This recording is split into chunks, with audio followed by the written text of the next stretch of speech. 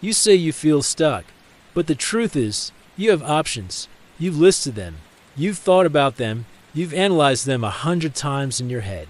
And still, nothing moves. You tell yourself you're overwhelmed, confused, but what you really are is afraid to choose. Because when you pick one path, it means leaving another behind. And even if the path you want is clear, there's still that whisper.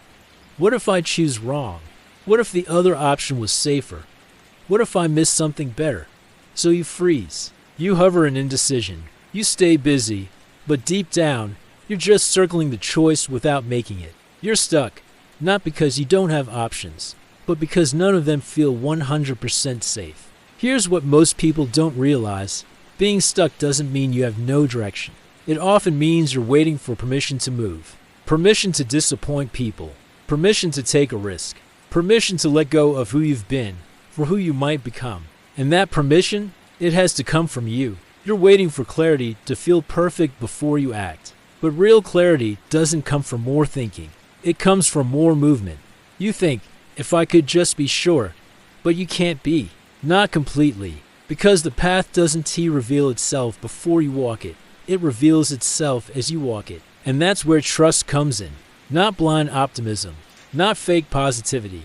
But trust in your ability to figure it out after you begin. The reason you feel stuck is because you're already trying to predict every step before taking the first one. You want a perfect map in a life that only gives you a compass. So here's what you need to ask yourself. Am I stuck, or just scared to move without guarantees? Am I stuck, or afraid of becoming someone new? Am I stuck, or just tired of holding everyone's expectations while ignoring my own? Because most of the time, I feel stuck as code for, I've outgrown this, but I'm scared to let it go. I know what I want, but I don't want to face the discomfort of getting it. I see the next step, but I don't feel ready to become the version of me that it requires. And you don't have to do it all. Today, you just have to stop lying to yourself about why you're not moving. Because the only way to stay truly stuck is to keep pretending. That clarity will one day arrive fully formed and risk-free.